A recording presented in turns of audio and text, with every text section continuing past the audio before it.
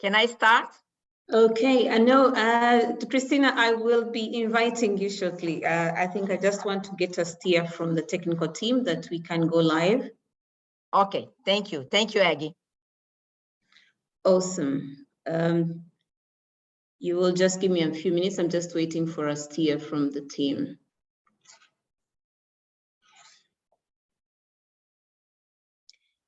Okay, I see the numbers are going.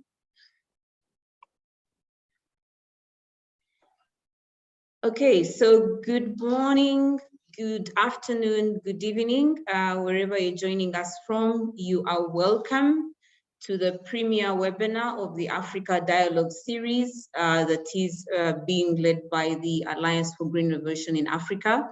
My names are Aggie Asimwe Konde. I am the Vice President of Program Innovation and Delivery at AGRA, and I will be your moderator. Welcome to our high-level panel that will be leading us on this. If you are joining us online, please feel free to let us know where you're joining us from. We are excited to meet all of you online. Without much ado, we all know that the 2020s have been dubbed as the decade of delivery, and we as AGRA are excited to be joining this partnership to ensure that we are elevating these voices. To kickstart us off, I am honored to be introducing none other than the Madame Christina Duarte, who will be leading us with opening remarks for this session. Allow me to introduce her. She's got a very, very detailed CV, but I'll try and bring out just the key highlights. She is the United Nations Special Advisor. She is the United Nations Special Advisor on Africa and the Under-Secretary General of the OSAA since August of 2020. She is a strategic advisor to the Secretary General and has been the focal point in the UN HQ for relations with the AUDA NEPAD, as well as the Africa Group with regard to Africa's development. As the head, she supports the Secretary General in promoting coherence in the UN systems engagement and has chaired the Interdepartmental Task Force on Africa Affairs. She advocates and mobilizes the United Nations and its member states and other key stakeholders around Africa's transformative vision articulated in the 2030 and 2063 agenda. Christina, I know I cannot do justice to your profile, but welcome to opening the remarks to this ADS 2020. We've got a full participation online, and we are excited to be launching this. Please welcome Christina Duarte in opening this forum this morning, evening, or afternoon, wherever you're joining us from. Thank you very much. Thank you very much, Aggie. Good morning, good afternoon, good evening. Usually, I have been saying that in these virtual webinars, I have been defending the idea, just say the name and the position.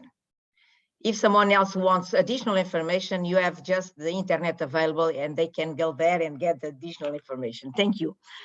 Second comment before I start delivering my remarks, I'm going to deliver welcome remarks, but my dear sister Kalibata, Agnes Kalibata, she will deliver the opening remarks because this is AGRA's webinar in the African Dialogue Series 2022. So, dear friends, brothers, colleagues, participants, it is my great pleasure to welcome you to this year's edition of the Africa Dialogue Series 2022 on the theme, Build Resilience in Nutrition, Accelerate Africa's Human Capital and Socioeconomic Development, which is strongly aligned with the African Union theme, as well as with the outcomes of the Secretary General September 2021 UN Food Systems Summit and UN Decade of Action on Nutrition 2016-2025. The Africa Dialogue series started in 2018 by the Office of the Special Advisor on Africa, OSA, as a multi-stakeholder platform at the global level for policy dialogue on Africa's peace, security, and development issues. Throughout the years, Africa Dialogue Series, known by ADS, has become an important flagship product of OSA. Every year, we invite the African Union to be our partner through the Permanent Observer Mission based in New York. I wish also, at the beginning of my remarks, to thank the Alliance for a Green Revolution in Africa, AGRA, led by my dear sister friend, Agnes Kalibata, where we worked together for 3 years. It's been a lovely period, Kalibata, for accepting to partner with OSA and to take the lead in organizing the activities of the first week of ATS on Sub-Team 1, building resilient socio-agricultural food systems, the key to nutrition. Today's live webinar on Sub-Team 1 focus on strengthening the resilience of socio-agricultural food systems cannot be more timely. It speaks to the great appreciation of the African Union at the summit level of the profound challenges facing the majority of African households in promoting food security and securing adequate and affordable nutrition. My dear friends, resilience represents the key words of our discussion today. And I would like to highlight four or five key issues.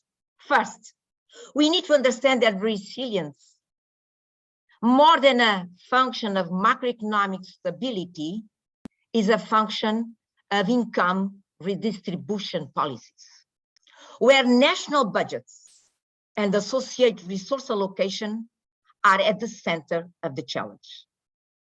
Second, we need to understand, in my point of view, of course, that resilience requires community empowerment through social and human capital building.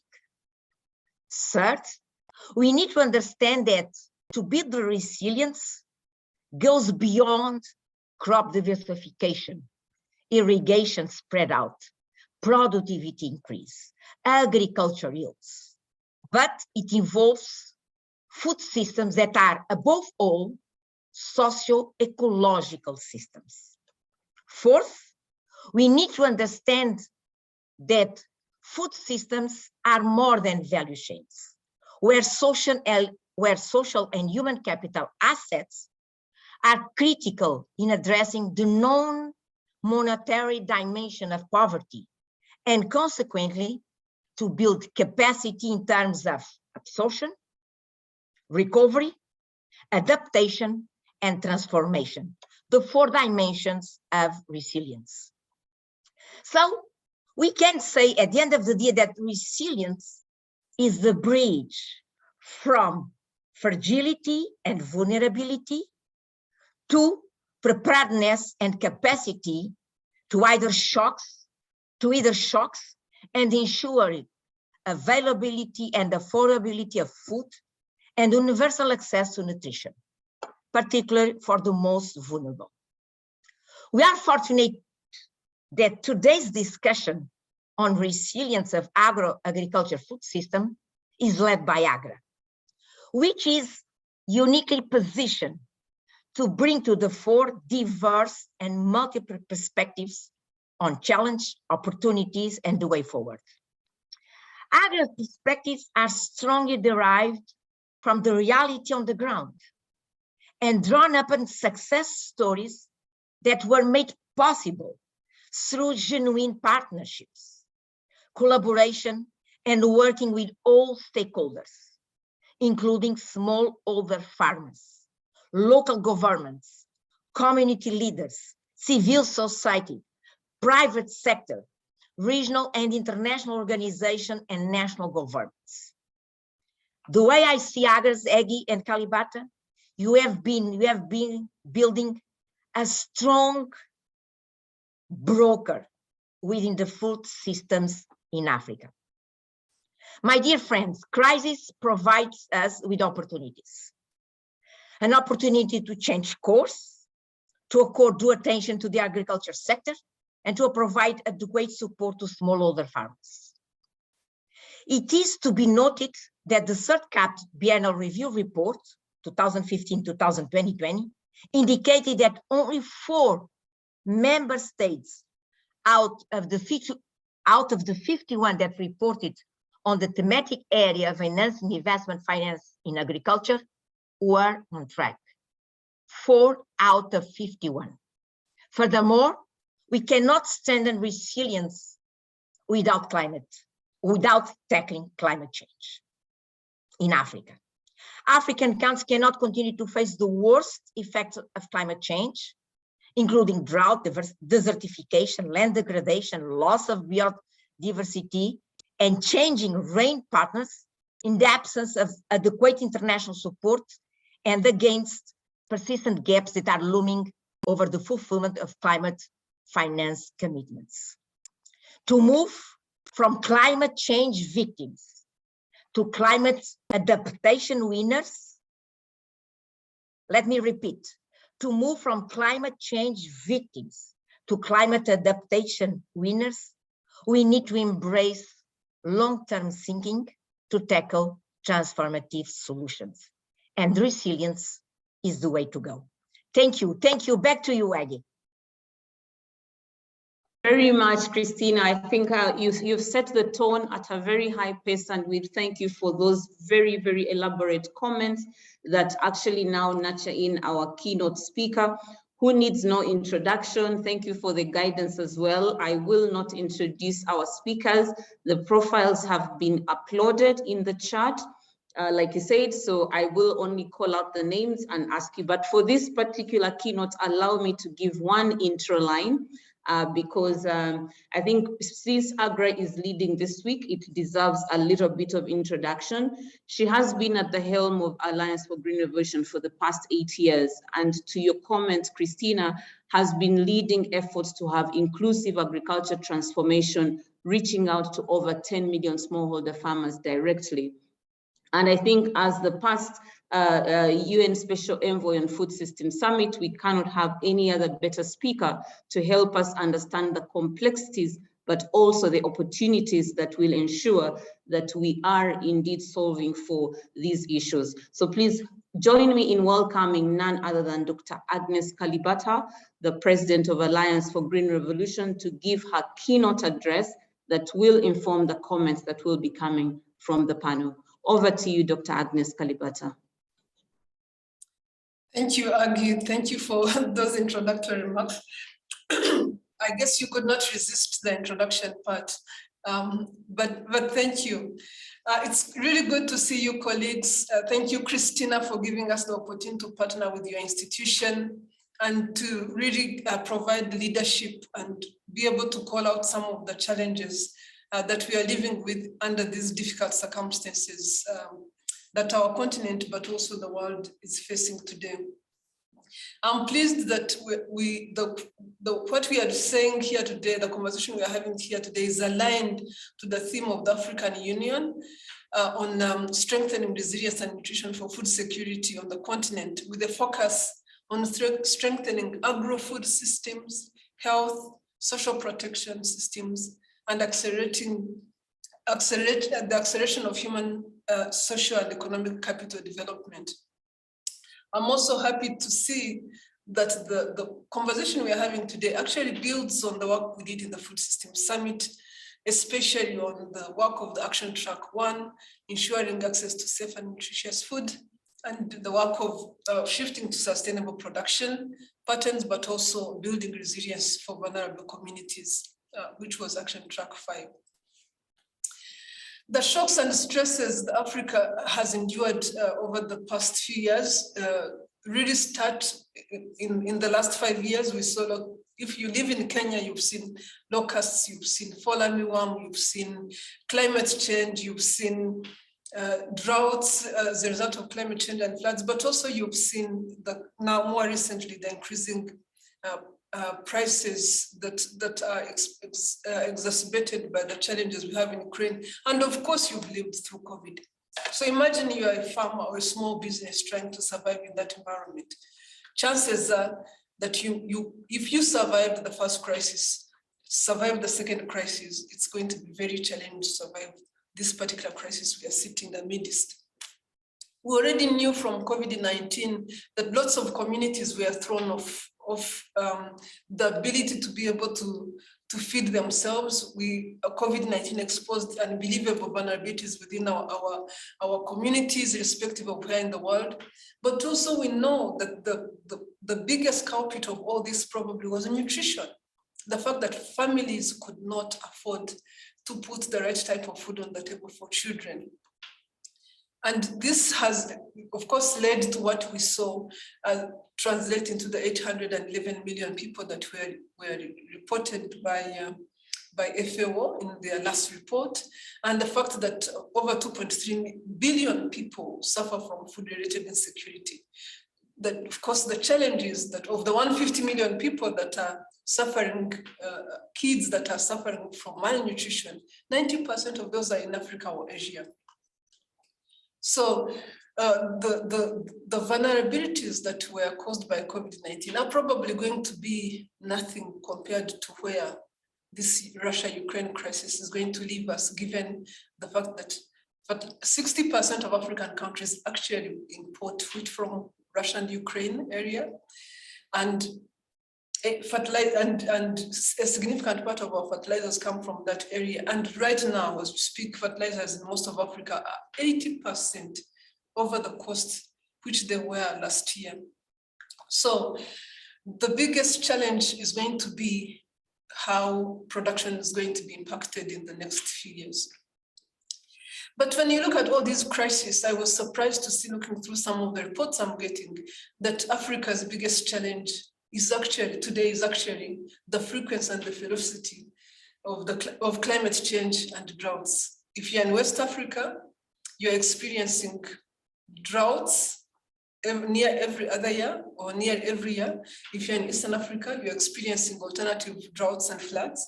And if you're in Southern Africa, you're probably experiencing lots of floods. Now, the implication on this is going to mean that the subsequent years are going to be extremely challenging for communities that are struggling to feed their lives. And again, this goes aligns very well with what the IPCC report that just came out in beginning of March indicated, that countries that are the poorest are going to suffer the most. And for these countries, it's amazing. The conversation is not about Ukraine. The conversation is about climate change and how it is undermining the capabilities that they're already having. So the annual adaptation cost in developing countries has been estimated at 70 billion, and African countries need to be spending up to 9% of the cost of their GDP for adaptation programs. Except we know that coming out of COVID-19, most of these countries are suffering with a huge debt burden and are not investing as they should be. And let me be clear here, this is not about lamenting, this is about call to action. I want to be very clear that after the Food Systems Summit, we must be very clear around what type of action we need to be taking. We know and we knew that we are headed this type of direction. At least we may not have known about the Russia-Ukraine crisis, but for Africa, we knew and we know that climate events are going to continue increasing. So it's really, really important that we continue thinking about how to increase our adaptation budgets, that countries come through on their promise on adaptation. And I'm very proud that African governments did step out during the Food Systems Summit. Over 40 countries stepped forward, 49 countries had pathways. But this is a clear indication of the kind of challenges that Africa is living with. The interest is commensurate with the challenges that countries are living with. And it is very important that as they came up with a common position, we follow up quickly and ensure that these countries come up with plans that translate pathways into priorities on resilience and nutrition. It's very important that as AUC and other NEPAD continue to lead this work, that we move from dialogues to investment plans and to flagship that place countries and that give opportunity to countries to focus on greater resilience and nutrition. That is why at this year's AGRF, which is going to happen in September, AGRF partners, for which many of you are partners, will be showcasing the first 3 or 4 countries that have already prepared investment plans. My call to you is that we work together to support these countries to demonstrate what is possible, to demonstrate that investment plans can be funded, all the way from access to seeds for communities that are struggling now to stay on top of production, to ensuring environmental protection, because it's as critical to protect our environment, even as we use it to ensure sustainability. So I want to conclude my remarks here, really with, again, a clear call to action. We need to focus on how we come through together. There's no part of the world that can survive this alone. We need to ensure that the communities that are most exposed to climate change, that are suffering from nutrition and lack of resilience, can have a better life for their children. And I thank you, and I look forward to this conversation. Thank you again, Christina. Thank you, Dr. Kalibata, for that massive call to action. And I think the next speaker will really be taking on your question, which is from dialogues to investment flagships. So allow me to introduce our next speaker, Mr. Godfrey Bahigwa from the AU, who will be articulating how best can Africa move from dialogues to actually investable flagships. The challenge is amidst us, the opportunity is clear. What are your thoughts around moving from dialogues to actionable investments? Godfrey, over to you. Yeah, thank you so much, Aggie, and happy to join the other panelists.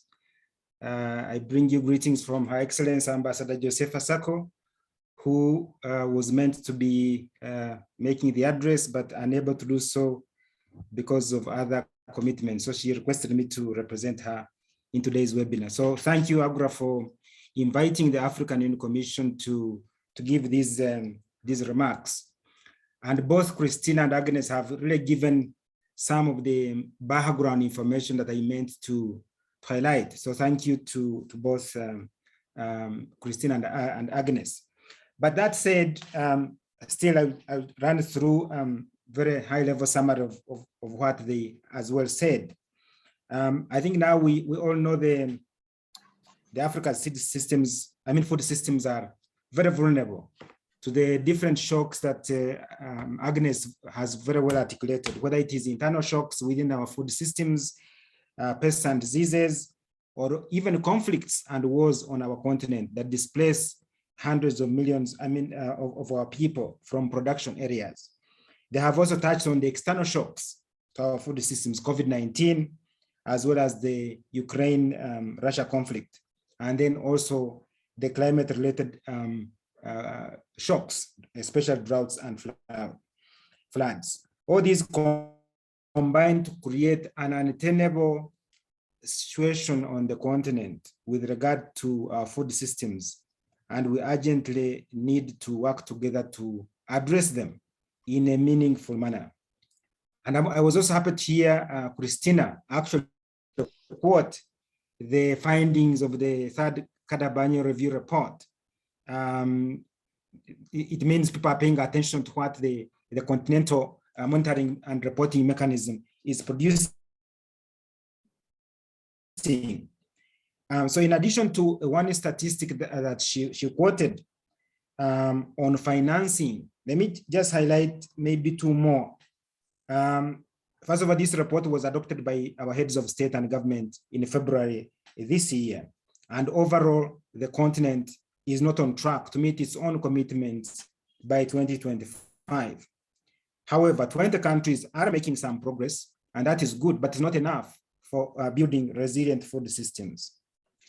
On the commitment to end hunger by 2025, only one country, and that is Kenya, was on track to meet this commitment by 2021.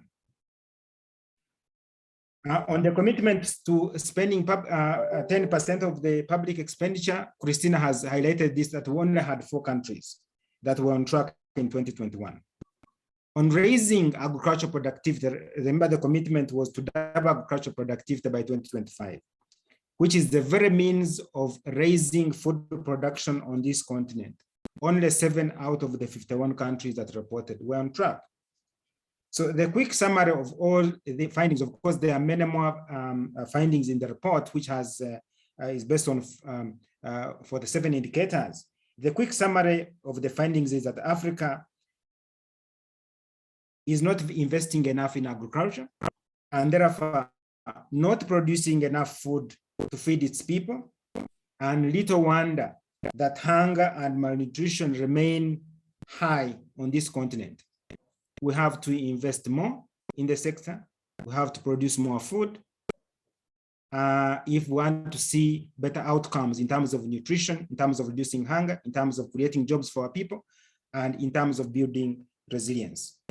So what is the AU doing about this?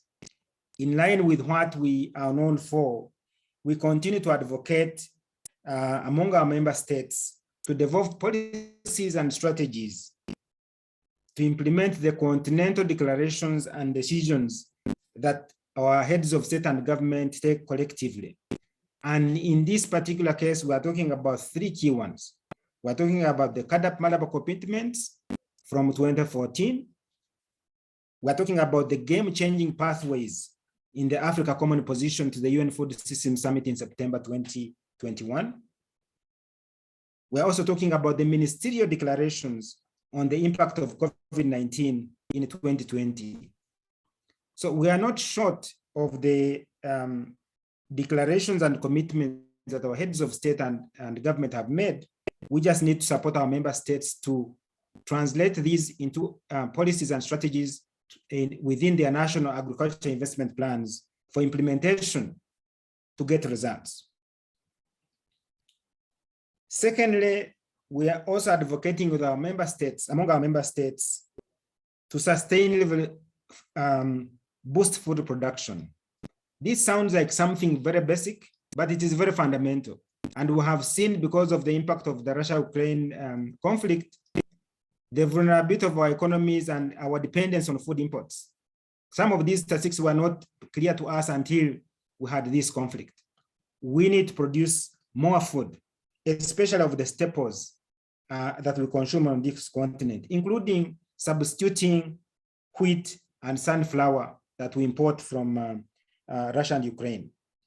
So in terms of action, and as called for by Agnes, what we are doing to stimulate or to support initiatives around boosting investments and expenditure within the sector, I can quote perhaps 4. One is the AU is partnering with the Africa Development Bank, which has mobilized about $1.5 billion to boost production of 4 basic commodities. This is maize, rice, wheat, and soybeans. And we are trying to organize a joint ministerial meeting of ministers of agriculture and finance on May 16th, specifically to promote these initiatives and have our member states access this resource. Second, from a meeting we held in 2018, which arranged the World Bank to support the African Union in the implementation of the CAADP agenda. And we had a meeting in Kigali in 2018 when we made that challenge. And the bank has come up with a facility of 1.7 billion for building resilient food systems in Eastern and Southern Africa. And I think it will be formally announced next month. Third, we have been approached by France. They have a new initiative called FARM, Food and Agriculture Resilience Mission. We don't know yet the total package that will come out of that, but it is something that we believe will be mobilizing resources to support our member states. And the fourth one, which we are discussing tomorrow with the Germans, is the Global Alliance for Food Security. Also, the details of that will emerge as we discuss. The point I'm making here is that the African Union is actively engaging with different partners on various initiatives that will mobilize resources in support of our member states to build resilient food systems and be able to withstand current and future shocks. I thank you so much. Thank you very much, Godfrey, for those comments, but also for reiterating really the urgency that is behind these initiatives. And to pick up from those commitments that you have articulated, allow me to introduce Dr. Bekele Shifera, who is the lead development and resource economist at the World Bank. And I think the question for you, Dr. Bekele, is really, how can we be able to catalyze and double down on the efforts of the AU and others in triggering actual private and public investment in the agriculture sector in Africa? Over to you, Dr. Bekele. Thank you very much for that introduction, and greetings to all colleagues, and thank you for the invitation to speak to as part of this panel. Lots of opportunities in terms of investing in agri-food systems in Africa. There has been a lot of discussion. Africa has, natural capital in terms of land and water resources, human and labor, and other resources which are critical. What is lacking, I think, in terms of really facilitating public and private investment is bringing in technology and financing and know-how to in terms of raising productivity in agriculture sector.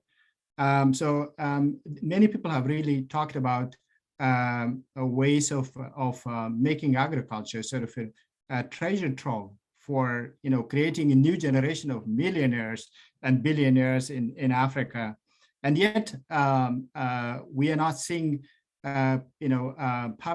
private investment moving in significant quantities in terms of making this happen in African agri-food system. So when we say, I think agriculture, there has been a lot of discussion about this, but I think it's important to talk about not the ag sector, but the agri-food system as a whole. When we say that, of course, it's about pre-production in terms of providing all of the inputs, the pre-production value chain, plus the primary production itself, the smallholder agriculture, plus the value addition that follows from that in processing, in marketing, in distribution, transport, retail, and up to the export, consumption and export level. So in all of these stages, there is a need for investment in agriculture, and public and private investment are, of course, very complementary. And I think in my conversation, in my introduction, in my intervention here, I will emphasize more on sort of, what are the big challenges in terms of really attracting private investment, as a question you raised also emphasize. And I think, the big issue here is about creating the enabling business environment for investing in agri-food systems.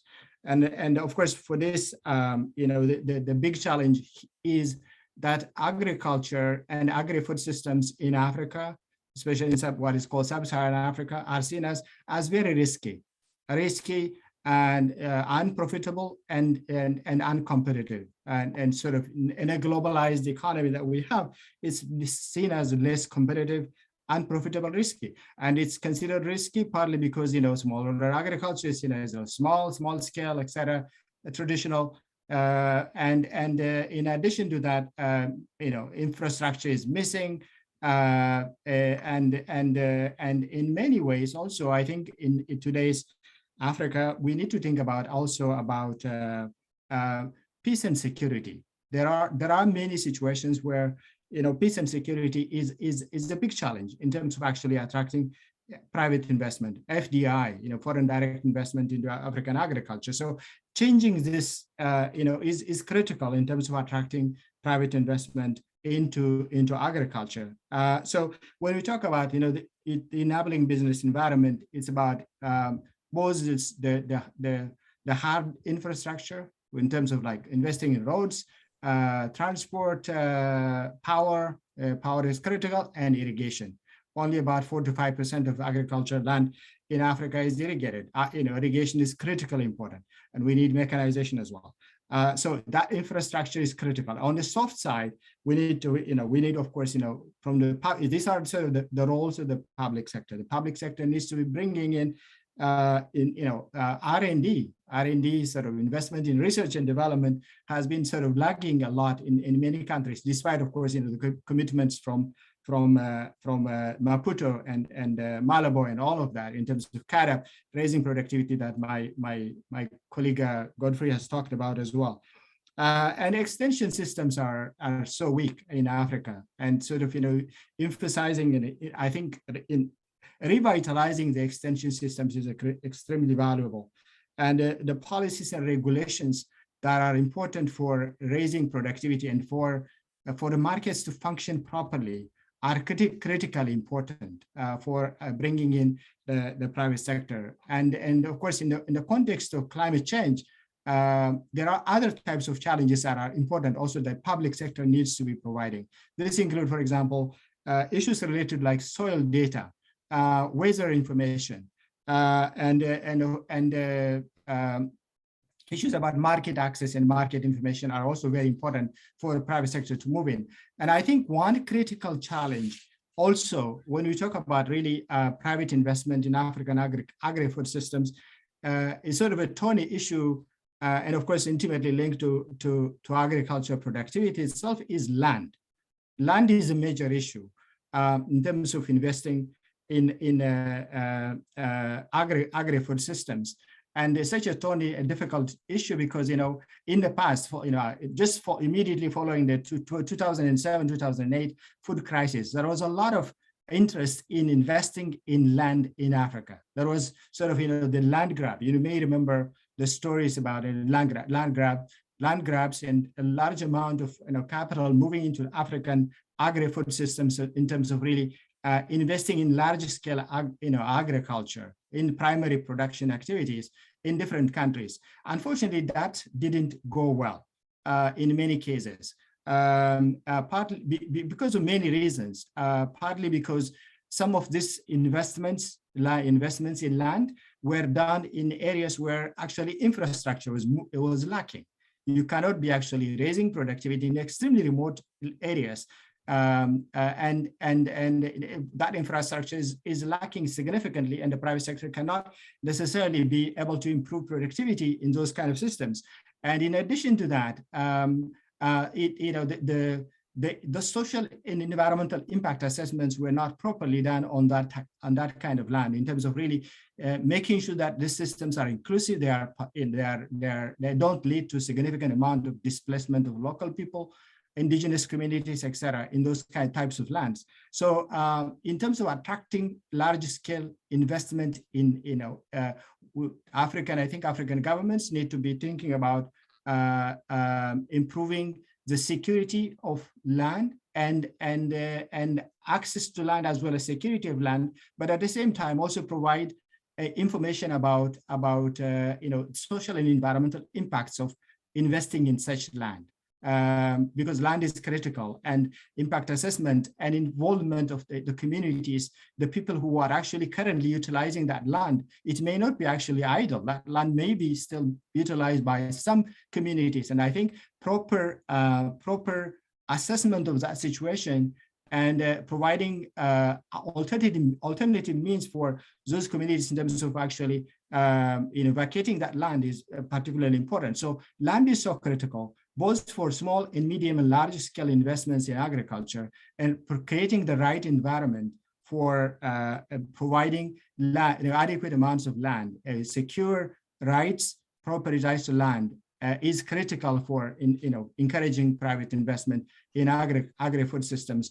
One or two additional things to say before I close is I think public sector also needs to be providing needs to actually go a little bit beyond the traditional approach of attracting private investment. Governments, I think, need to do more about doing feasibility studies, actually doing not just creating the right policy environment, but actually actively coming out and exploring, identifying investment and bankable investment opportunities in different sectors. It could be in crops, it could be in livestock, it could be in irrigation, it could be in digital agriculture. All of these are critically important. So investment offices in government departments are not just providing the right enabling environments. But I think the private sector needs public sector support in terms of identifying, understanding those types of opportunities that exist in different sectors in each country, because it costs the private sector a significant amount of resources, especially for, when you think about SMEs, small and medium enterprises, and others, who may be coming to a particular country and trying to invest in a particular sector. They don't have enough information.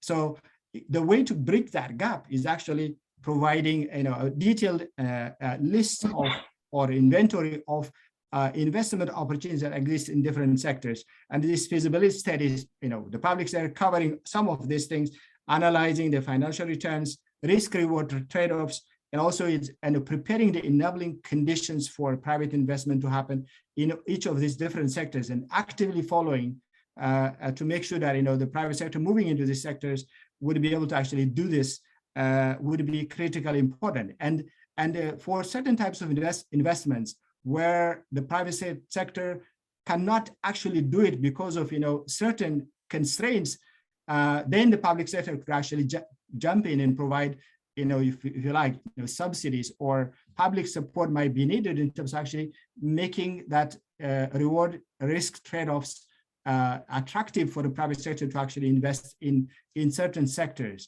And that is critically important only when the private sector cannot do it, and when additionality of private sector is critical and public sector support is important. I think this has been demonstrated in many cases. And one good example is sort of the Agra collaboration with a commercial bank of Nigeria, where I think it was possible to provide, for example, credit guarantees for commercial banks to be able to provide loans to smallholder farmers, to SMEs, etc.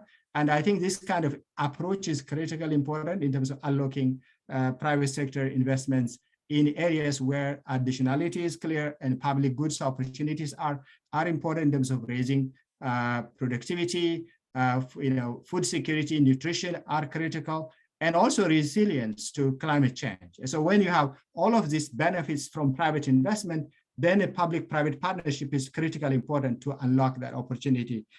So repurposing some of the existing interventions to make sure that it is directed towards areas where such opportunities happen, I think would be important as well, because there are some countries which are providing such incentives, but those can be kind of redirected, repurposed a bit to make sure that we are using them in a smart way, so that such investment moves towards areas where opportunities are greatest in terms of generating public goods for African agriculture. So let me stop there. Thank you.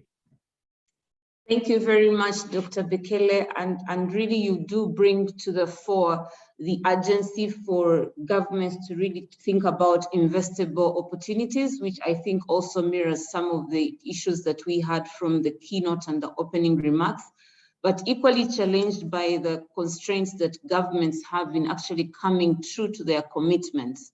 So our next panelist will shed some more light on what are the concrete pathways that we need to consider in improving food and nutritional security on the continent. So please join me in welcoming Dr. Lawrence Haddad, the Executive Director of GAIN, which is the Global Alliance for Nutrition, in sharing with us some concrete pathways from what you're seeing with the crisis and the conflicts and the rising food prices and all of these challenges with supply and demand. What are some of the things that you're looking at that could be concrete and we can begin to consider for the now, but also for the long term? Over to you, Lawrence. Thank you, Aggie. I'm delighted to be here. Thank you for inviting me, Agra. I very much appreciate it. And I very much enjoyed the presentations so far, and I've learned a lot. I want to talk about the bad news, and then talk about two sources of good news.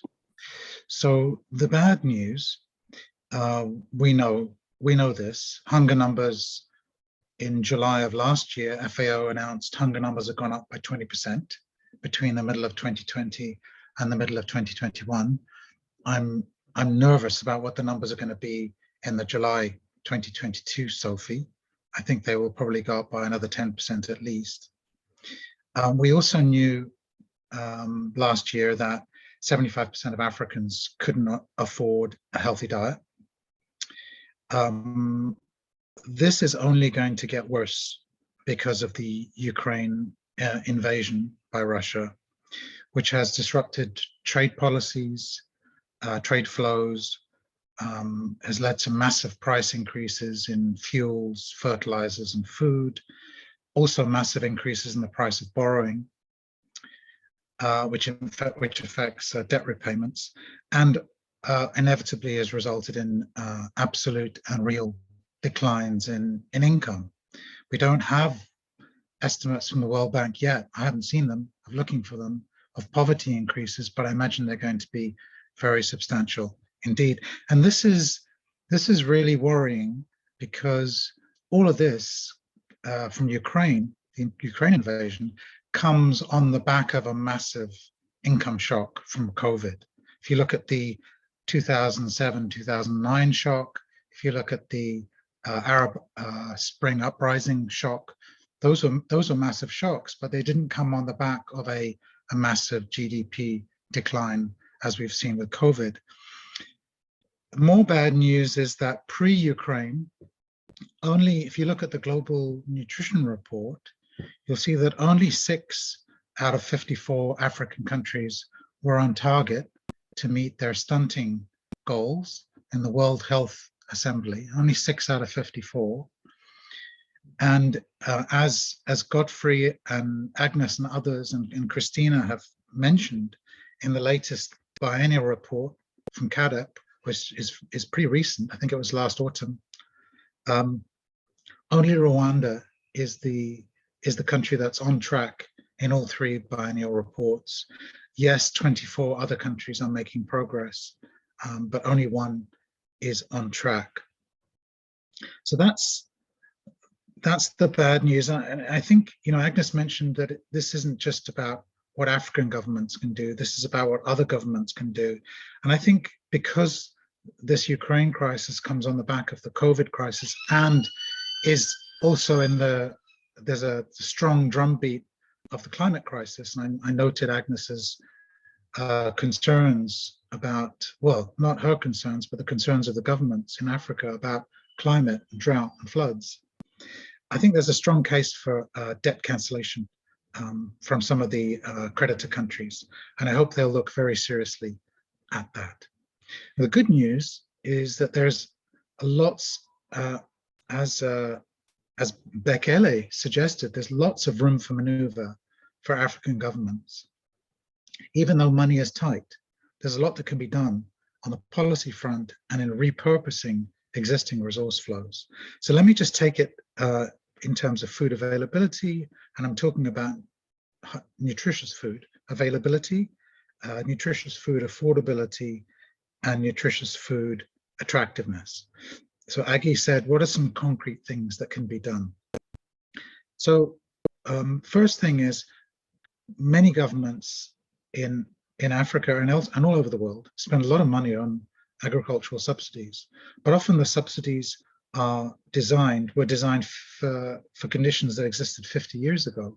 And actually, once subsidies are put in place, politics tells us it's very difficult to challenge vested interests. People who receive the subsidies will fight tooth and nail to retain them. But many of these subsidies are actually subsidizing the wrong things. They should be subsidizing nutritious foods that promote resilience. As Christina told us, resilience is really key at the moment. Same for agricultural R&D. Governments spend quite a bit of money on agricultural R&D. Bekele told us it's a good investment, but it can be a much better investment if, again, it is targeted towards nutritious foods that are more resilient to shocks.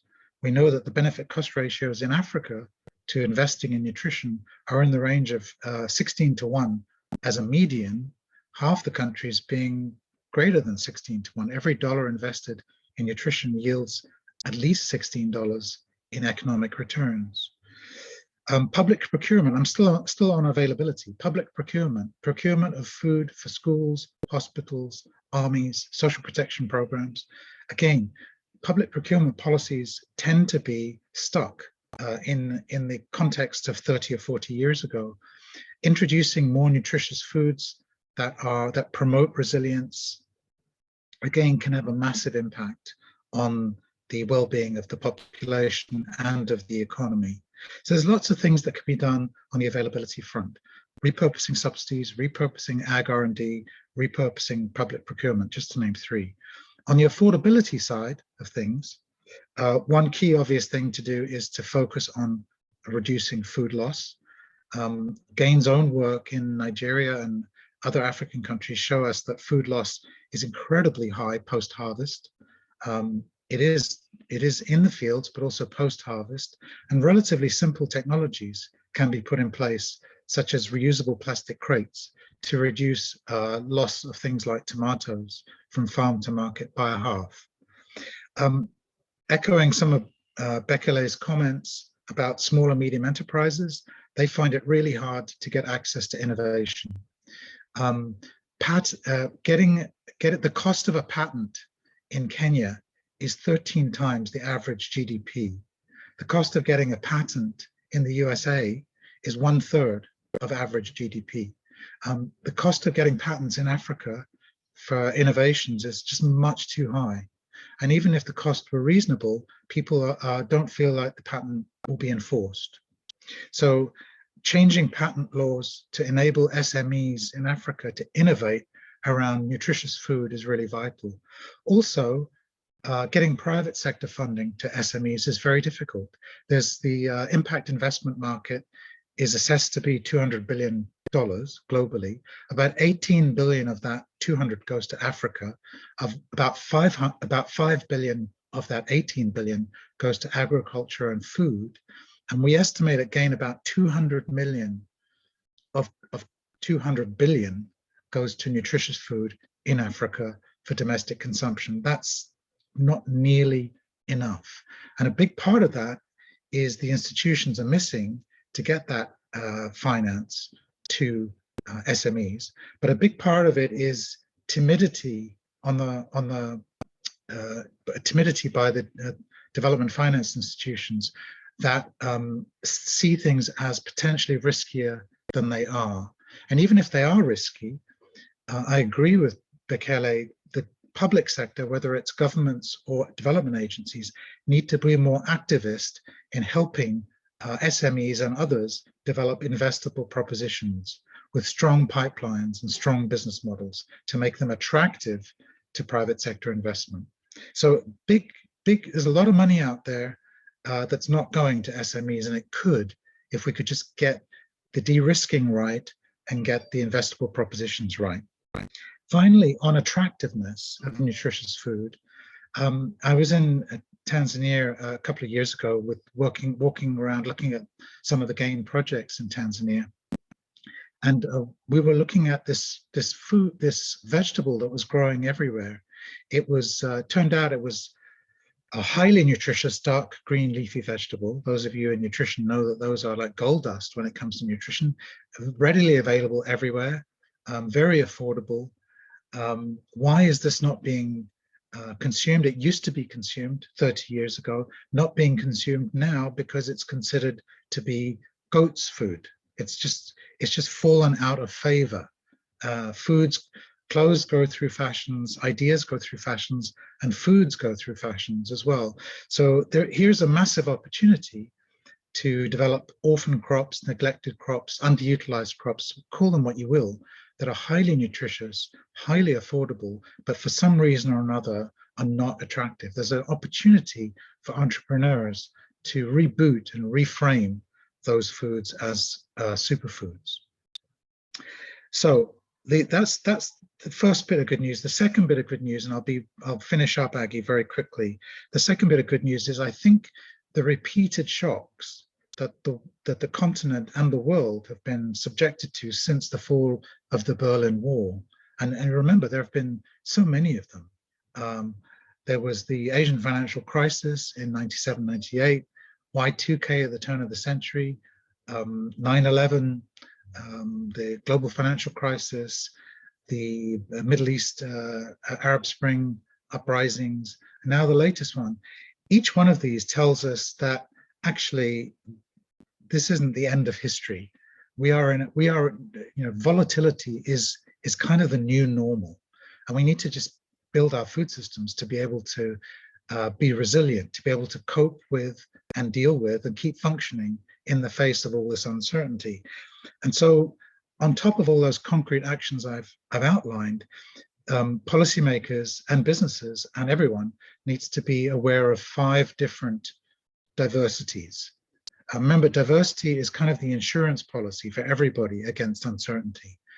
We think about your own lives. Diversity plays a big role in your own lives in how you design and set up your own life.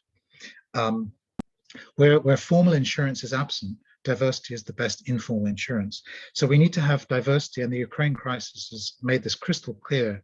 There needs to be diversity in the energy sources that agriculture uses. At a global level, this has been concentrating, which is going in the wrong direction. We need to make sure that biodiversity for food and agriculture is increasing. The latest FAO assessment in 2019 tells us it's been decreasing. We need to be much more diverse in terms of what is grown, the types of foods. Now in Africa, what is grown is becoming more diverse, but in the major exporting countries, it's becoming less diverse. Number 4, where things are grown also has to become more diverse. I'm not talking about ending global trade and global value chains, of course not, but it's about getting the balance right between global, national, and local value chains. And the final diversification that's absolutely essential is diet diversification. UNICEF tells us over the last 10 years, the percentage of under 5 children who are consuming a minimum diverse diet has only increased from 20% to 24% in Africa. So that has to change. So colleagues, I think diversity on top of all these action areas is absolutely essential. But don't let the bad news crowd out the good. As Christina said, every crisis is a series of opportunities, and governments and all the partners supporting and working with those governments have to seize those opportunities. Thank you. Wow, thank you very much, Dr. Lawrence Haddad, for those concrete ideas, which really bring to play the role of diversity on the continent.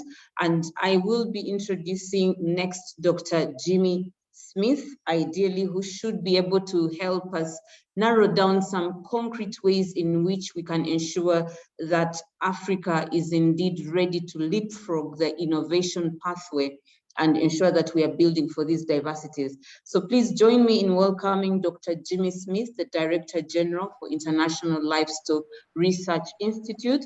And your question, Jimmy, is really very simple, but probably complex, in that, is it true that Africa is stuck in the middle?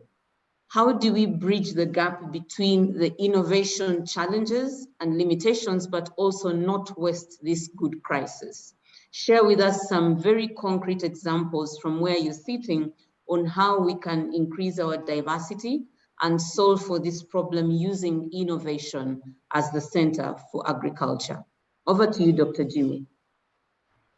Thank you, Aggie, and thanks to Agra for inviting me.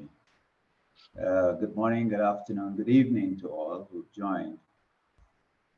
The question posed to me is, of course, since I'm a researcher, what research and innovations can do to promote resilient food systems. Many have spoken already about the challenge around this. Population growth, which will double by 2050. And even at the current time, Lawrence and others have highlighted that hunger is very much the problem now. 24%, the current hunger rate is said to be in Africa, and over 281 million people are undernourished. So the problem is immediate, and it will get worse if we don't do something about it in the longer term. Agriculture productivity is lower now than it was per capita, is lower now than it was in the 70s. And as many have said, investments are low. And many have given figures about the most recent report on reviewing progress towards the Malabo Declaration. So the record has not been good, but Lawrence taught us how to bring some bad news, but also some good news. My good news is that even though the import bill to meet Africa food needs is quite high, 83 billion, estimated by the AFDB,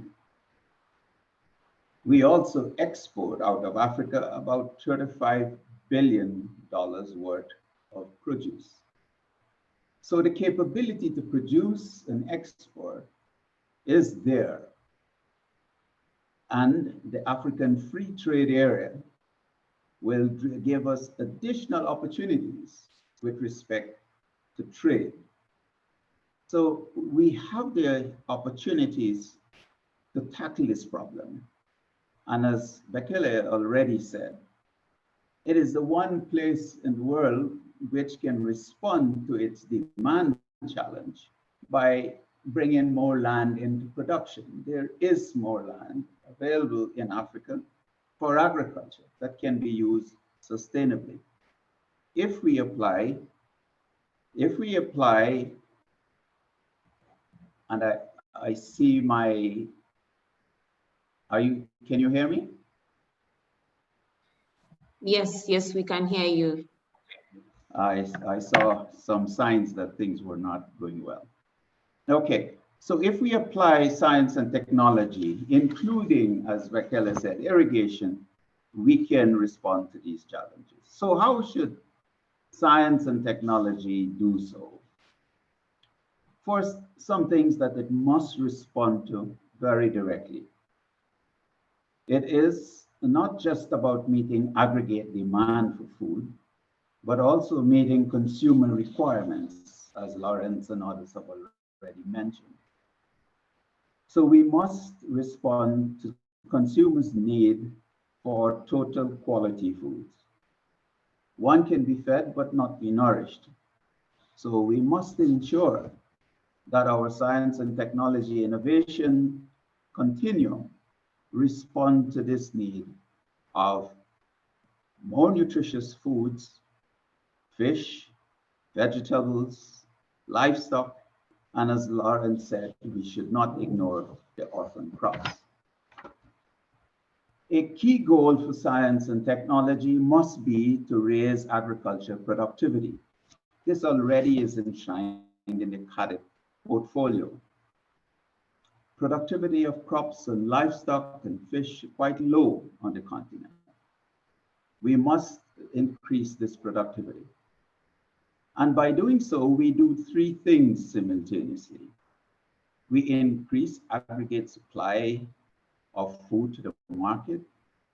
We increase income for farmers because they have more to sell. And we reduce greenhouse gas emissions per unit of product and of land. So productivity enhancement increases is one of the keys. Agriculture systems, and when I say productivity, when we talk about agriculture, most people think just crops. Here, I'm not talking about crops alone. I am reminding all of us that livestock are very important as well. They are 40% of agriculture GDP on the continent and growing. So the productivity responses must apply there as well. Agricultural systems must become more environmentally sustainable and respond to changes in weather patterns and changing climate. It's not just about the effects of agriculture on climate, as critical as that is, but the effect of changing climate on agriculture. And agriculture has the capacity to respond to both mitigation and adaptation agendas. Research and innovation must take a whole systems approach. This approach means that we must address the consumer's needs, as I referred to earlier, but we must respond to the producers as well. The technologies and innovations that we generate as we seek to transform agriculture must start from who the producers are now. And these are mostly small farmers and a lot or predominantly women farmers. So given the limitations of size of farms, we see that biological technology or biological innovations will have a greater impact, even though mechanical innovations are also necessary. We must respond to the most scarce resource, which in this case for the smallholder is land. And this is where technology that will enhance capital, enhance the use of labor, enhance yields and so on will be very critical in responding to those needs. We must also remember that the service and industrial sectors are not growing fast enough to meet the employment needs of the youth. So agriculture must do more in that space. So science and technology must help to reduce the drudgery in agriculture and to make it more attractive as a business so that youth can be entrants to the sector. But in order to make the research and innovation sector responsive, there are some things we must do and some things we already have. We know, for example, that the CAADP agenda is well set, highly discussed and well adapted to the challenge at hand. And Africa has an institutional architecture in the agricultural sector which is responsive to this. The CAADP agenda on science is husbanded by FARA and the sub-regional organizations, and combined with, of course, the CGIAR and others, we have the research architecture to respond.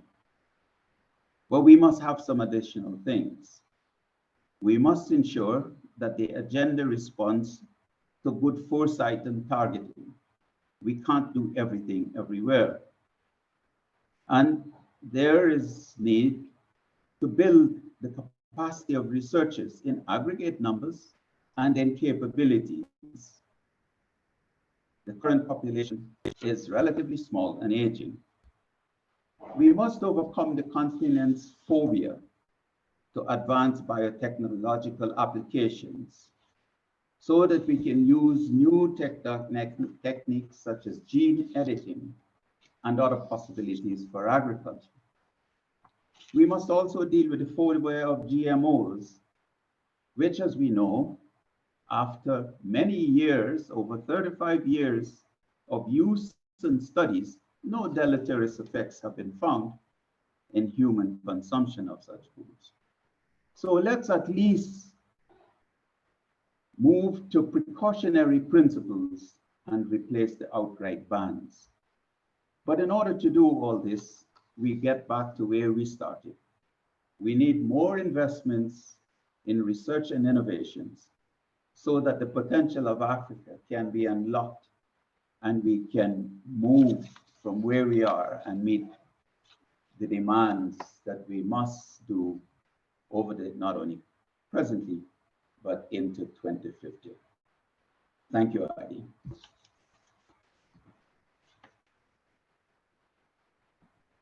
Thank you, Dr. Jimmy, for those very, very concrete suggestions. I think we do still have one panelist who is going to help us bring all of this together.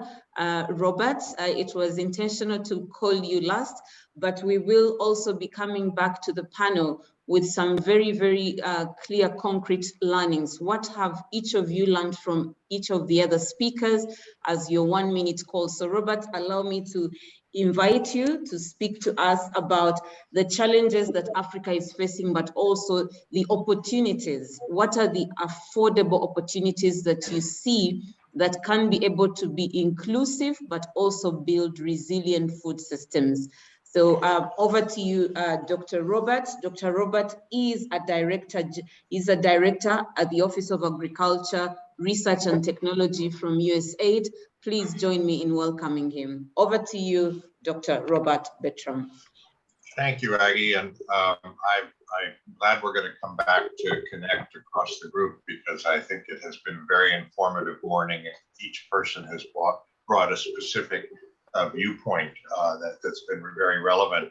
So I'm going to focus my remarks on inclusion, as you said, and particularly around women and youth, but especially gender. And I wanted to start by recalling Eileen Kennedy's work from, oh gosh, probably in the 1980s, where she showed that women in households made better resource use decisions with respect to nutritional outcomes than men did when they had that ability to influence resource allocation and spending. And so I've always had that kind of sense about that. But what we've seen over time is that it's not just about nutritional outcomes, it's also about economic outcomes.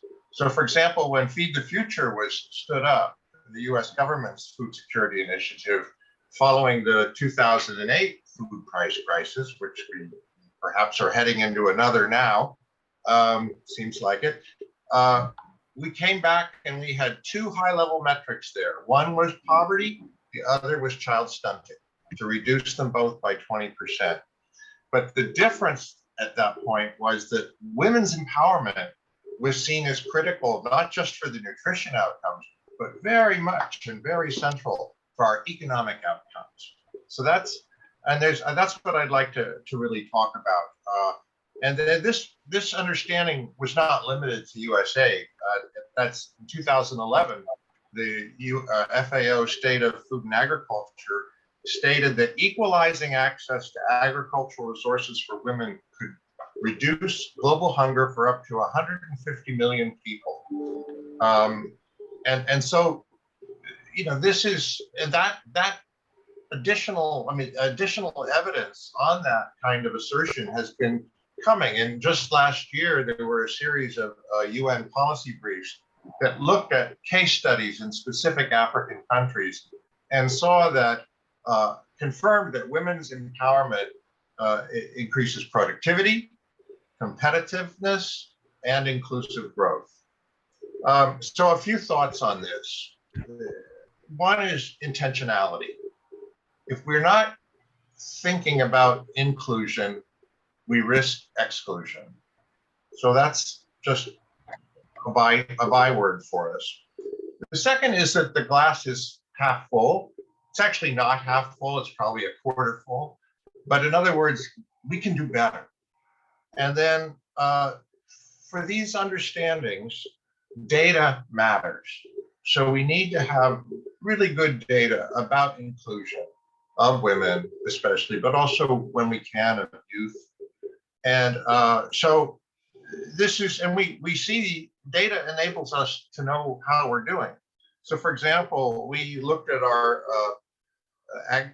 Feed the Future agricultural financing programs in Africa, and only about 15% of the loan portfolio is with women-owned small and medium enterprises. Now, about a third is with enterprises that are led by both men and women. But you can see that we still have a long way to go, and about a quarter of the data is still not disaggregated. So that's not good enough. We need to do better there. I also want to flag for our colleagues in the audience here today, the Women's Empowerment in Agriculture Index. This is something that was developed with IFPRI, support of the Bill and Melinda Gates Foundation, other funders along beside AID and partners.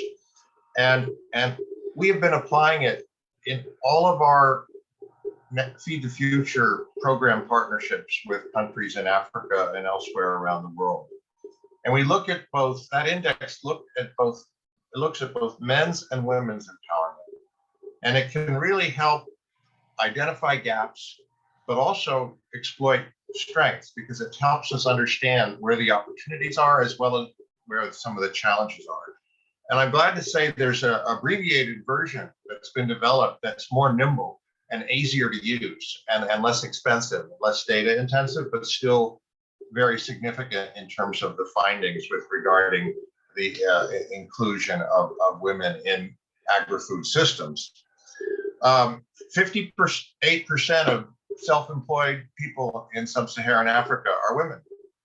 And we know that that group, as is true globally, also in Africa, tends to be unbanked compared with men, less able to be connected to the formal financial sector.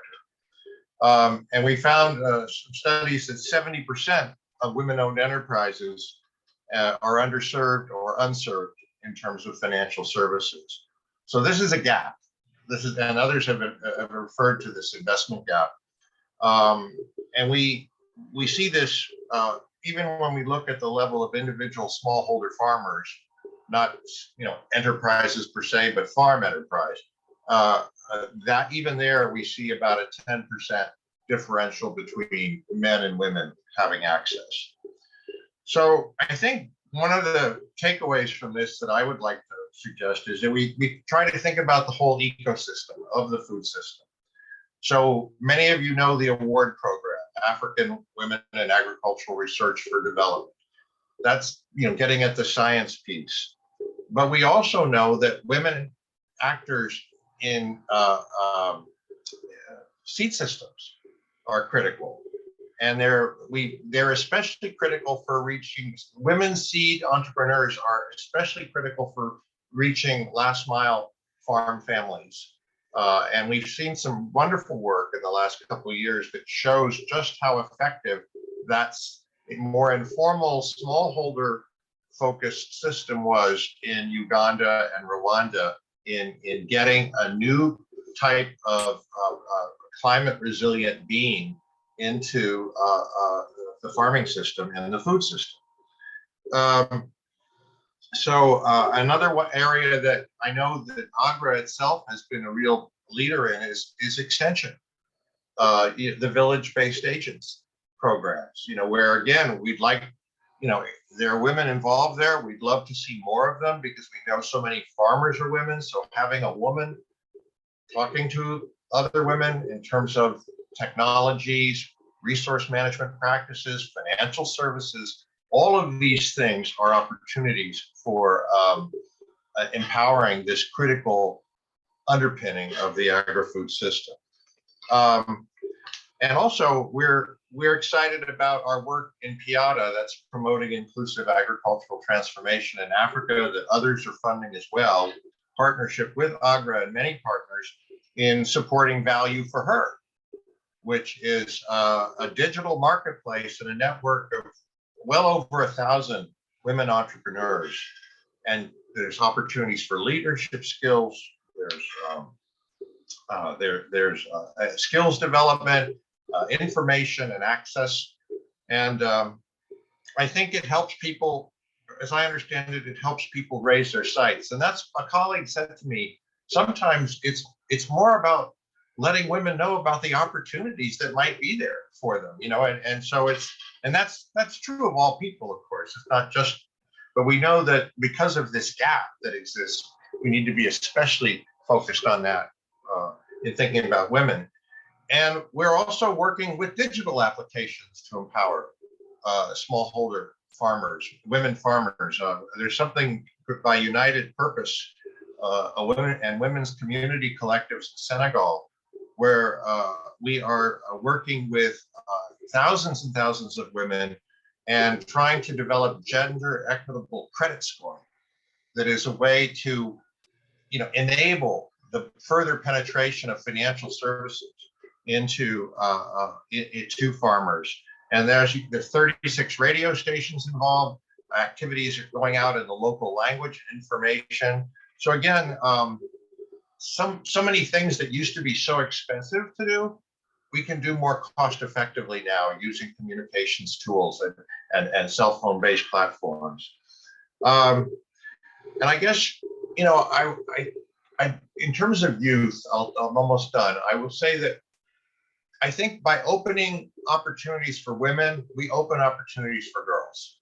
I think there's a natural pathway there.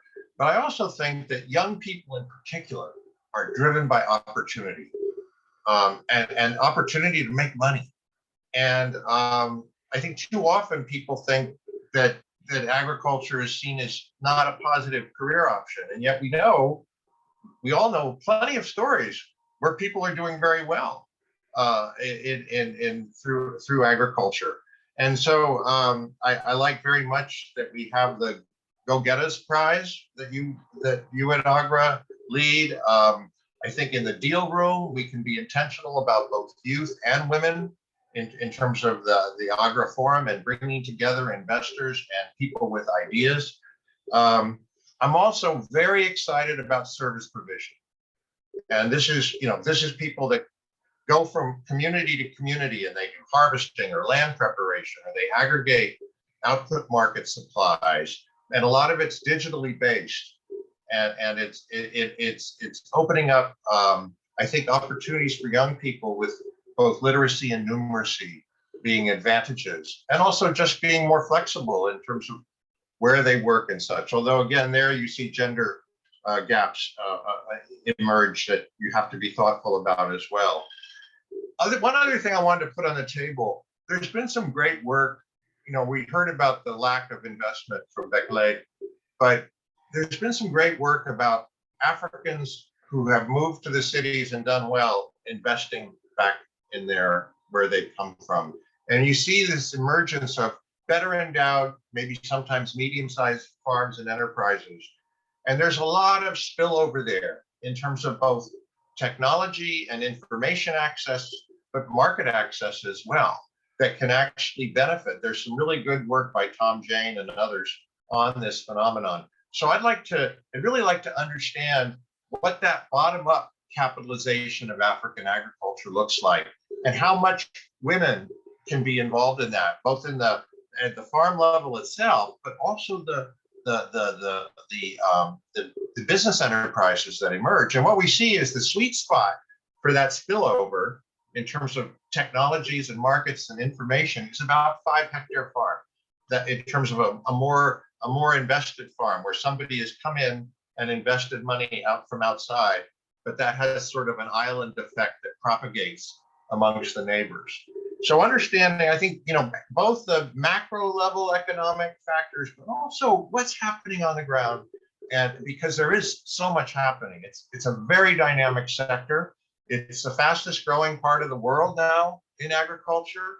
And part of that's because we're starting at a low base, but that's okay. That's still very attractive from a standpoint of the returns. And finally, people have mentioned diet quality. Lawrence and others referred to it. Yes, and diversification is a big opportunity. And it's especially job intensive if we think about horticulture, animal source foods, things that are higher value, higher nutrition, but also higher information intense. Jimmy mentioned this as well. These are opportunities for generating better jobs, and not just on farm, but in value preservation, transport, processing, marketing. So we see good multipliers in that regard too. And this is a way of connecting wealthier African cities with the poorer hinterland and helping open up opportunities for the private sector. And as others have discussed, investing in infrastructure, investing in grid, they all go together. So I'll stop there. Thank you so much for the opportunity.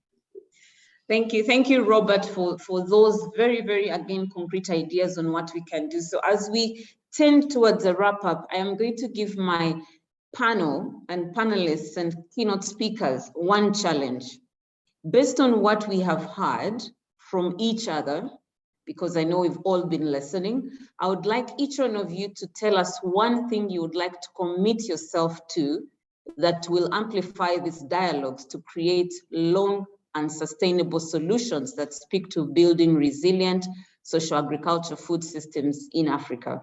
What is that one thing that you would like to commit to? And I'll be taking the tally across, and that will probably form some of the follow-on conversations that we would like to have.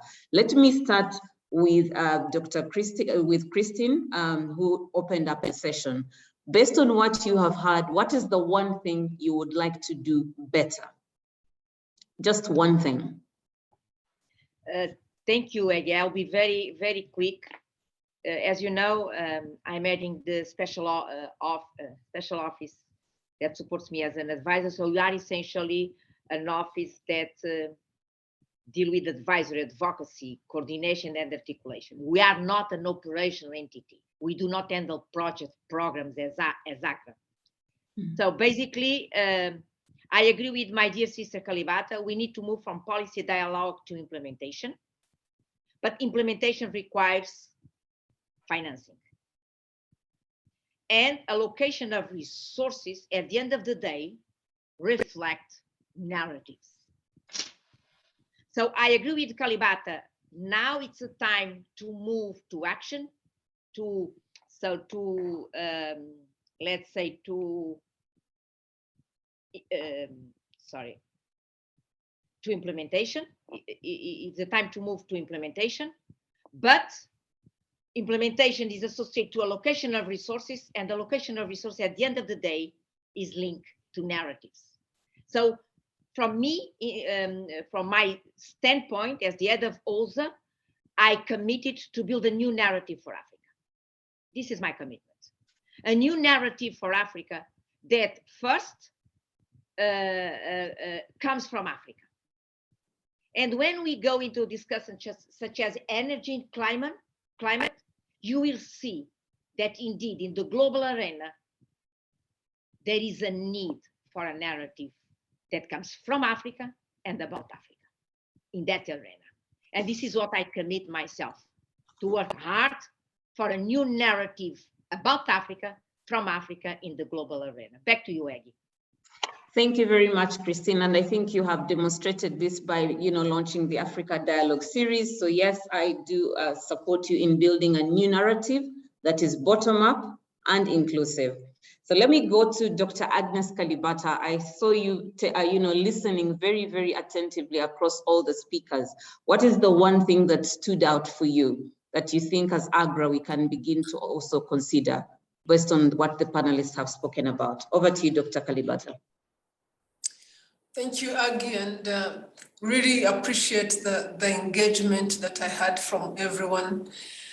Clearly, there's a lot to do. We have a lot ahead of us.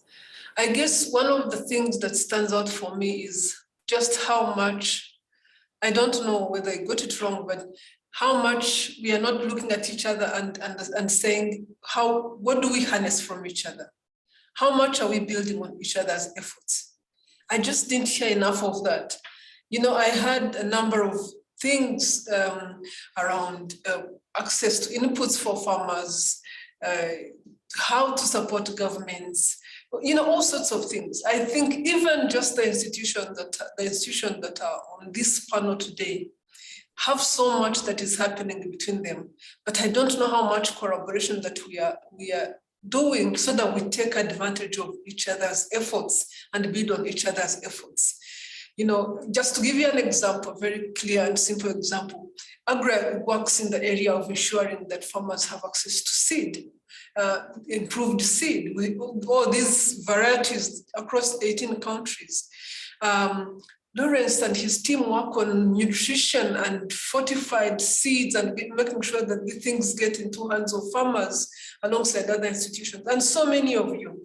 But how much are we taking advantage of this and making sure that we say that the next crisis, which is what's not happening now, but what is happening next year, because farmers will have lower yields from all these challenges, that the next crisis is based on coordinate, that is going to be less of a problem because we are more coherent and take advantage of each other's efforts.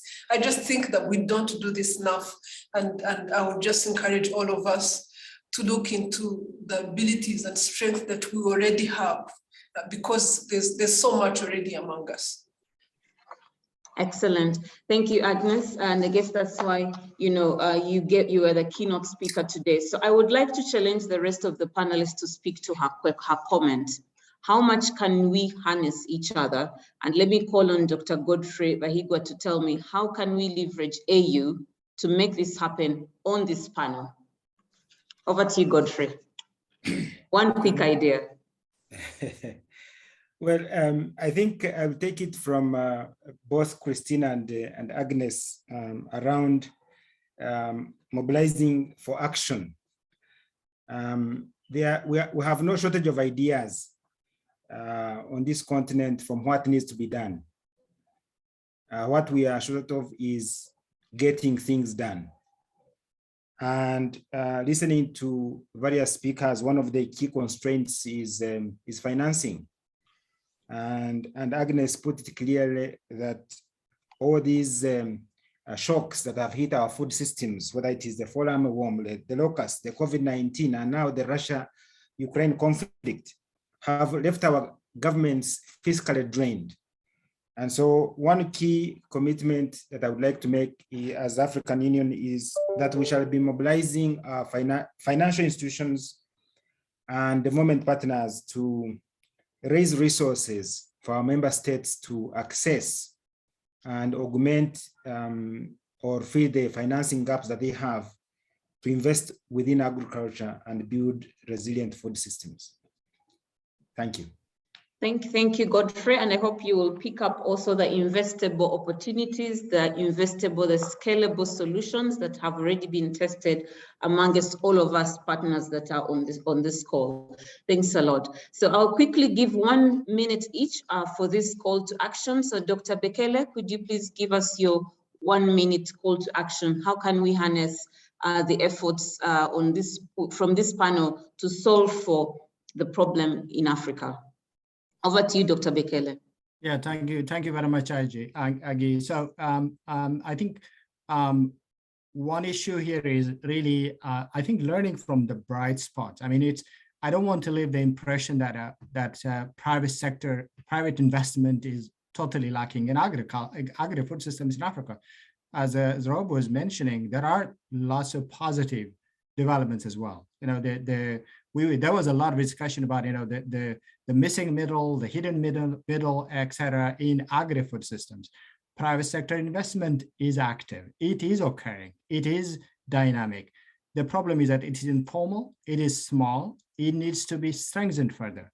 So I think from the World Bank Group side, there is a lot of effort going on, both from IFC, from the World Bank itself, in terms of really trying to understand not just the flow of foreign direct investment, but domestic investment.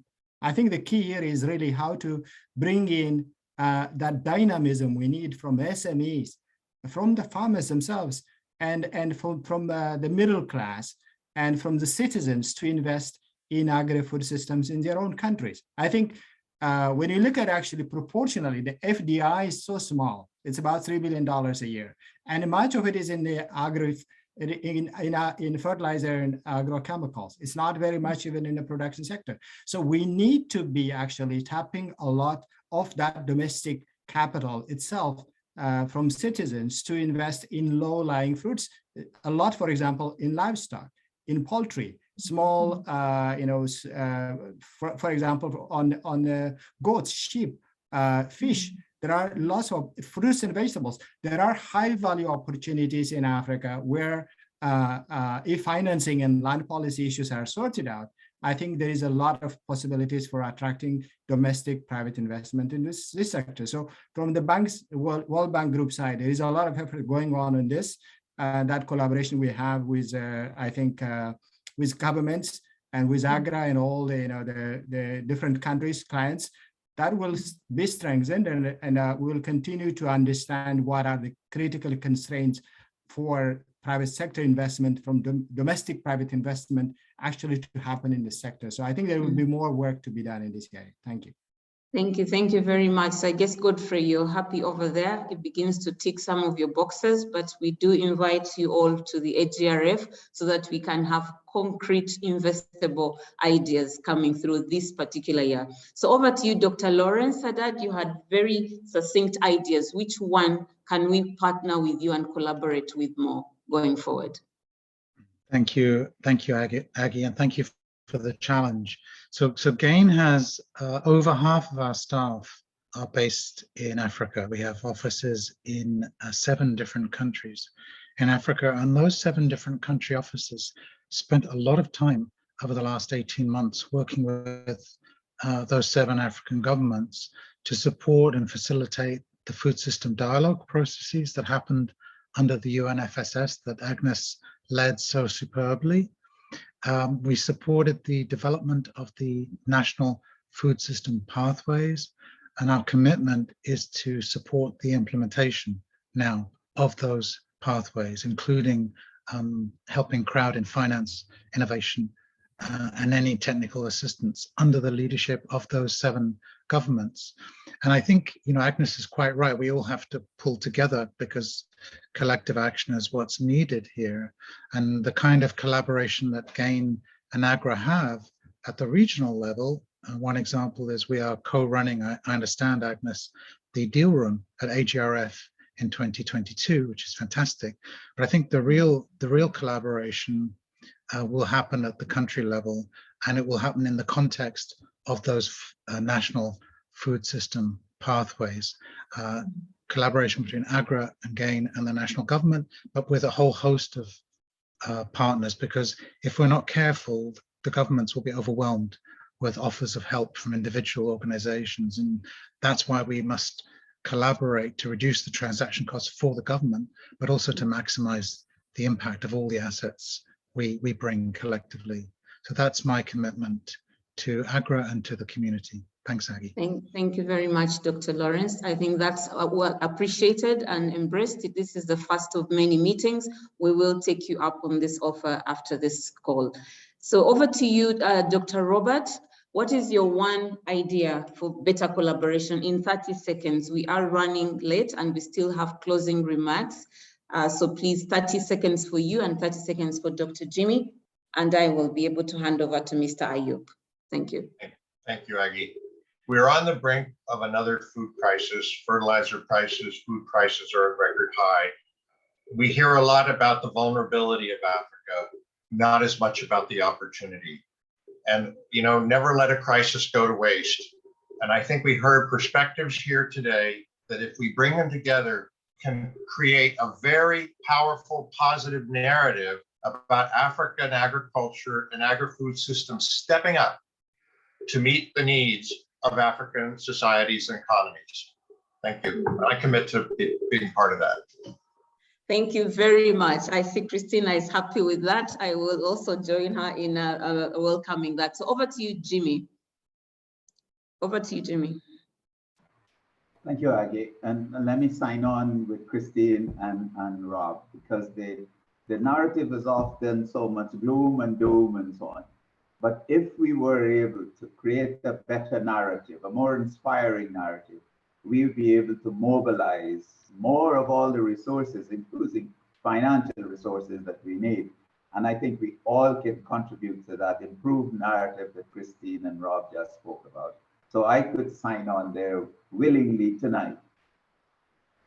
Thank you very much. And I think with that said, allow me, ladies and gentlemen, to summarize this and say the glass is indeed a quarter full, not a quarter empty, and that we are seeing the massive opportunities that require Africa to come and invest ahead of the curve, not behind the curve.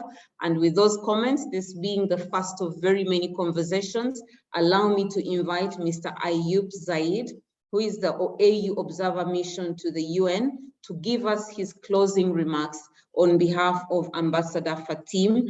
Please apologies on running a little late, but over to you, Mr. Ayub, for your closing remarks. And thank you very, very much to the teams that are behind the scenes ensuring that this actually happened as the first week of the ADS dialogue. Over to you, Mr. Ayub. Good afternoon, Ms. Hagi. Can you hear me? Yes. Perfect. Excellency, distinguished participants, ladies and gentlemen, on behalf of Ambassador Fatima Kiari Mohammed, who couldn't make it today due a scheduling conflict, it is my pleasure to deliver concluding remarks for this important meeting of the Africa Dialogue Series 2022 on the theme Building Resilience in Nutrition, Accelerate Africa's Human Capital and Socio-Economic Development.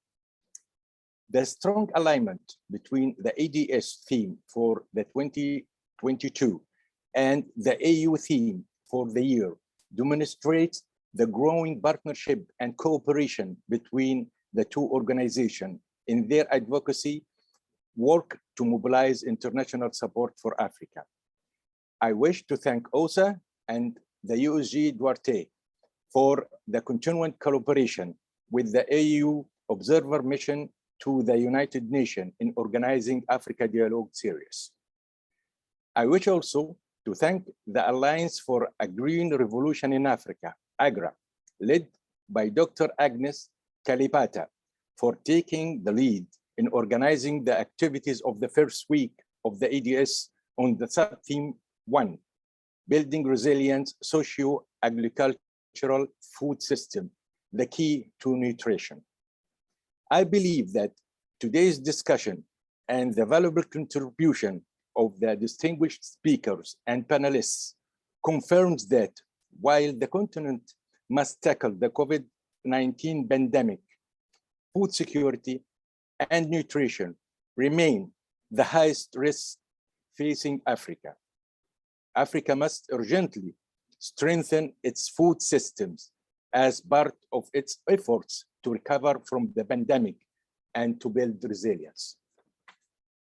There is an urgent need for coordinated, evidence-based policy responses and financing to prevent major food crises in Africa, resulting from natural and man-made disasters and shocks.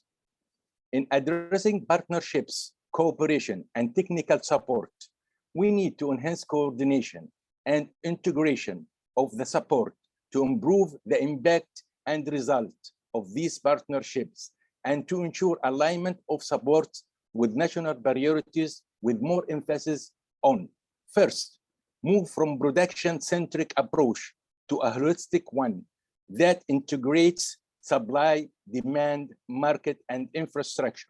Second, encouraging more engagement of local governments, businesses, and civil society in food security issues and place greater emphasis on building institutional and governance capacities for the development of integrated national plans that comprise urban planning, transport, logistics, waste management, rural development, food processing, education, vocational training, finance, and so forth. Finally, mobilizing financial and non-financial resources for the development of modern agriculture and agribusiness sector is a must. For example, digital technologies can help anticipate problems and build the resilience of food chains. With these few remarks, I wish to thank all speakers who have enriched the discussion today, and to thank you all for your contribution to this important meeting on an issue of significant importance to Africa's peace, security, and development. I thank you. Thank you very, very much, Mr. Ayub, for those very good words. I think you do help us crown this off, but before we close, allow me to join you also in thanking Christine for pulling all of this together and allowing AGRA to lead this week, but also for the teams that have been working together at the back end to make this happen. Tomorrow, we are focusing on the youth and women. I would like to invite all of you on the Twitter space where we will be having youth voices on building resilient food systems in Africa. So please follow at Agra Alliance to join this conversation, and most of the comments that came through that are women and youth led will be deliberated by a panel of young people that will be sharing this to happen. So this is a first of many.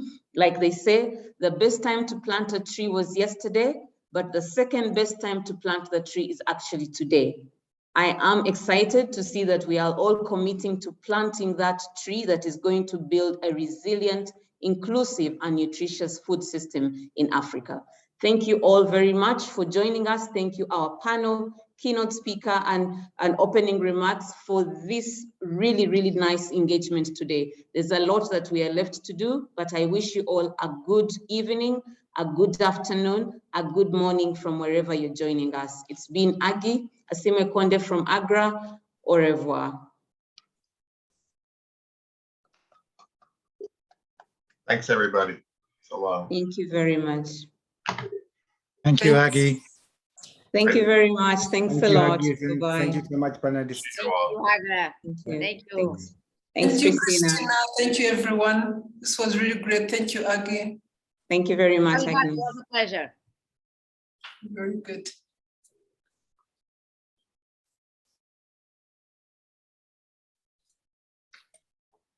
Good, Godfrey.